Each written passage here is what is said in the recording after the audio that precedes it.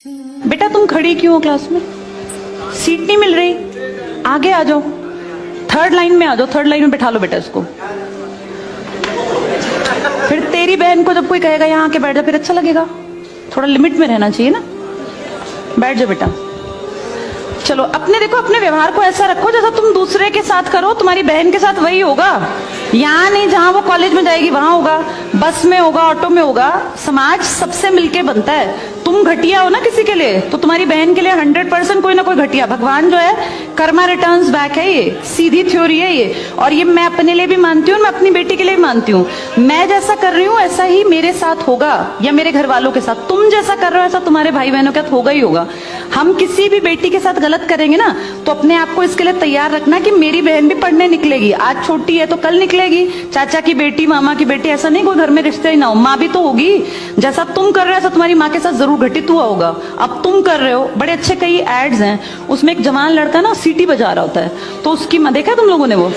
उसकी माँ कहती है बेटा मत कर। तुम्हारी उम्र का था वो लड़का, उसकी माँ लगा लो मेरी एज की, मुझसे 2-4 साल बड़ी होगी, क्योंकि जो बच्चे 20 के हैं उनके माँ 40-45, उनकी माँ 45 साल तक की होती है। तो लगातार सीटियां बजा रहा है, उसकी माँ उसको कहती है बेटा मत कर। वो इरिटेट हो जाती है, तो वो फील करता है कि मेरी माँ ऐसा क्यों, मतलब क्यों चिढ़ रही है सीटी बजाने से, घर में बैठ के बजा रहा था सीटी। तो उसकी माँ को याद आता है कि जब मैं रोज बस स्टॉप पे जाती हूँ, 45 साल की अधेड़ उम्र की एक औरत, एक घटिया लड़का, मतलब ऐसे नहीं होते बिल्कुल ही घटिया जिनकी परवरिश हो, वो रोज उसको परेशान करता है, उस 45 साल की औरत को। तो उसको फिर फील होता है कि ये मेरा बेटा जो हरकत कर रहा है ये उस लड़के से मेल खाती है। बहुत अच्छा ऐड है, उसका एसेंस बहुत अच्छा निकल के आता है कि एक्सप्लॉयटेशन सिर्फ जवान लड़कियों का नहीं होता। आप गलत कर रहे हो ना, कोई आपकी माँ के साथ, आपकी बहन के साथ कहीं ना कहीं कोई गलत करेगा। फिर इसलिए समाज को अच्छा बनाओ, क्लास को ऐसा बनाओ, कोई लड़की वहां से अगर आ रही है और तुम कह रहे हो यहाँ आ जा, तो ये ठीक है। ये अपने आप सोच के देखो, ये हमारी परवरिश को भी दिखाता है कि हमारी परवरिश कैसी माँ ने की है। अपनी बेटियों को जितने हम संस्कार देते हैं ना, उससे ज्यादा बेटों को देने चाहिए, क्योंकि गलत करने वाले लड़के ही तो है ना, किसी के प्रति गलत कमेंट करने वाले। ये ठीक नहीं होता।